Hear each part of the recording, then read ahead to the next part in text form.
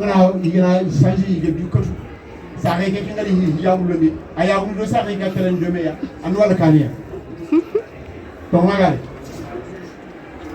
anu wala kaniya kudo ikega bi mo ngene igatni ikemale ke kudo bu yiramu kenya ya kudo ngana ana ko kilomètre ni fili wali do sa re na atara tuna do sa re ngame ma mi ga ro jome ngi biside hakille keke anti tuna do sa re ngame wala ga nawre to ko falle aga nawri to ko falle sa re gal mo sidi nyata ko me dinangi rek na la taala dinangi rek ko taala donc kenyani al ihsan il faut kilam fi muamala kat sarno fili donc la bonté filiale Allah subhanahu wa ta'ala il a légiféré dans le Coran n'adorez qu'Allah subhanahu wa ta'ala et la bonté filiale envers vos parents ton papa ta maman quel que soit ton niveau intellectuel, ta maman restera toujours ta maman, tu n'auras jamais le droit de l'appeler par ton prénom. Quelle que soit ta richesse, tu n'auras jamais le droit d'appeler ta maman ou ton père par son prénom. Ta maman restera toujours ta maman, malgré que tu es milliardaire. Ton père restera toujours ton père, malgré que tu es milliardaire. Tu l'appelleras toujours par papa ou maman. Et il n'y a pas que ça d'ailleurs. Parmi l'obéissance du père ou de la maman, quand tu marches avec ton père, la religion te dit, tu ne dois pas être devant ton père quand vous marchez. Tu dois être toujours derrière lui, derrière ta maman. Vous arrivez à un endroit où vous devez vous asseoir, tu n'as pas le droit de t'asseoir avant ton père ou avant ta maman. Laisse-le s'asseoir d'abord, après toi tu t'assois. Maintenant aujourd'hui, qu'est-ce qu'on fait en France? La belle-fille qui s'est bien sapée, machallah, elle est avec sa maman, elle est vêtue religieusement, elle a honte de l'accompagner. Eh bien, elle la décence. Pourquoi? Parce que la maman s'est bien habillée religieusement. Elle s'est bien habillée, elle s'est bien sapée à l'occidental. Elle a honte qu'on la voie avec sa maman marcher. Mais si elle savait les conséquences qu'il y a, le fait de marcher devant sa maman, elle serait restée derrière elle. Parce que c'est ce que la religion lui demande. Une maman, un parent ou une parent restera toujours supérieure par rapport à l'enfant. Remme, c'est le grand yébouli l'ingé tegena. Dulu kota nyana kadal acara nandal yo ha onya na muko soronga ko ro igatni sare ke yo ki kan sa zwa ke nyane wala fa bi ke kan yo e ken ngere me jacin fete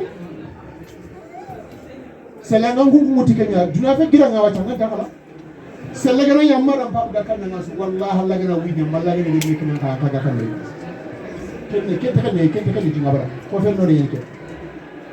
Si ta maman a peur de toi ou ton père a peur de toi, ça n'ira pas bien. Un jour, Allah il va te donner un enfant à qui tu vas avoir peur, obligé. Ça ne tombe jamais dans l'eau, ça y a. Jamais. Qu'est-ce que tu as dit? Il est médian, tu nous fais nanti amma et comme on l'a fait. Aïe, a santa ou nanti. Parce qu'il y a un homme reçu. Il y a un reçu, il n'y a pas. Il donne. Quand il y a un film, il faut bien que tu aies un brimou qui est le marron pour se rendre ça là.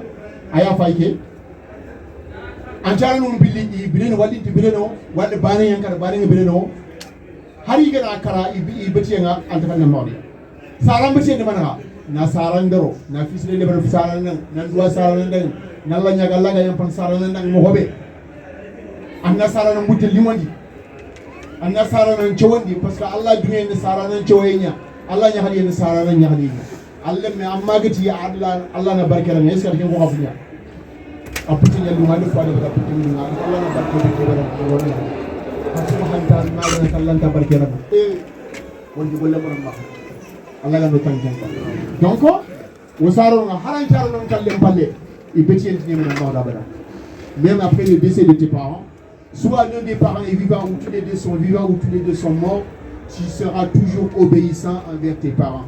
L'obéissance filiale, l'obéissance des parents ne finira jamais jusqu'à temps que tu n'es pas mort.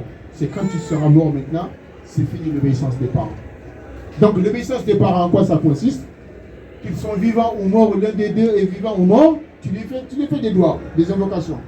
Tu implores le pardon d'Allah pour elle ou il, ou tous les deux. Tu leur fais du bien, tu te mets à leur service, tu leur rends service.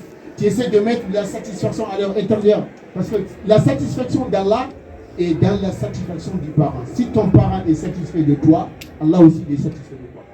Si ton parent est mécontent de toi, Allah aussi sera mécontent de toi. Donc il faut faire très attention à tout. ولليتامى بالمحافظة على أموالهم أو وصيانة حقوقهم وتعذيبهم وتربيتهم وترك أذاهم وعدم